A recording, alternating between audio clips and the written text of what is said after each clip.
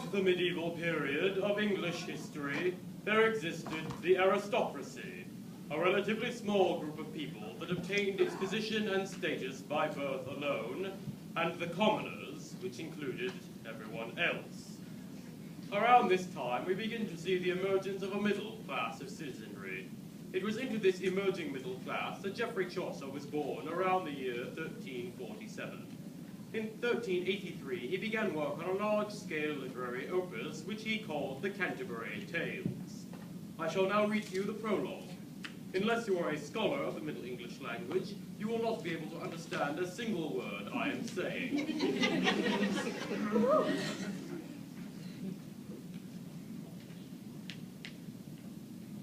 When that April showers soothe, the drought of March hath pierced to the root, and bathed every vein in sweet liquor, of which virtue engendered is the...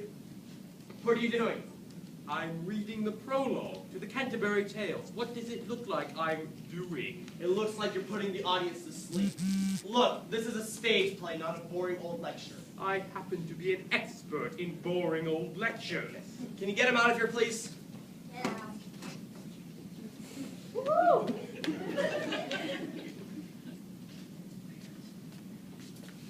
Thank you. Well, sir. I apologize, ladies and gentlemen. We will now begin with the prologue.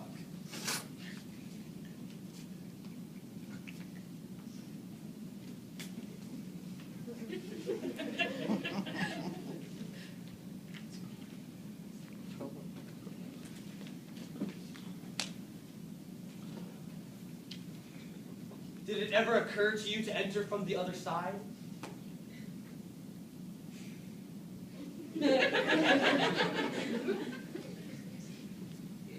The year is 1386, and Geoffrey Chaucer is about to start work on the Canterbury Tales.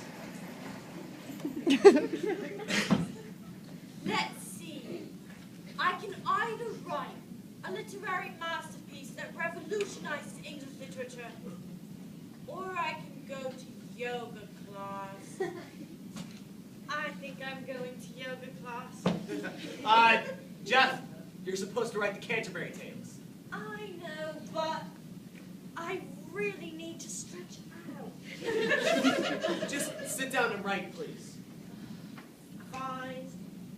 But I'm not getting very revolutionary. What about a courtroom drama? No. Okay. A horror story. No. I got it. A teen vampire series. No. The Canterbury Tales, please. Fine. Let's see where to start. Springtime. Everybody loves springtime. When April showers come your way, they bring the flowers that bloom in May. The trees turn green, the little birds sing. Holy smokes, it must be spring. It's time to take a little vacation, see some lights in the British nation. So pull your car out to the garage. It's time to go on a pilgrimage.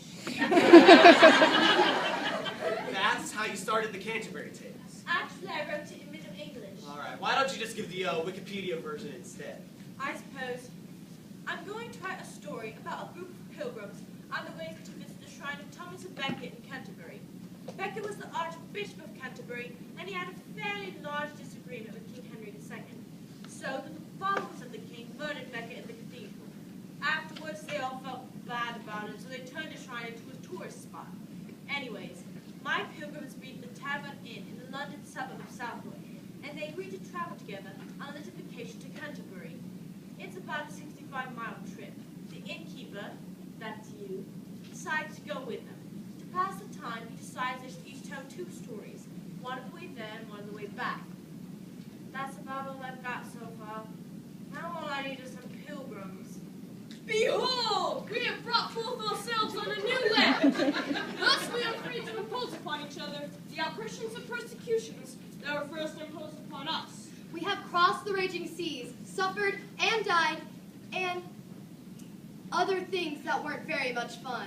After almost starving to death, We shall have a great feast, featuring massive amounts of turkey, dressing, and pumpkin pie. Followed by an afternoon of parades and football games on TV. Whoa, whoa, whoa. Wrong pilgrims. Oh, sorry. Okay, let's try this again. You write, I will get the story started. Wait a second. I'm gonna write this thing. Then could you be a day and get me a bagel and a cup of coffee? No.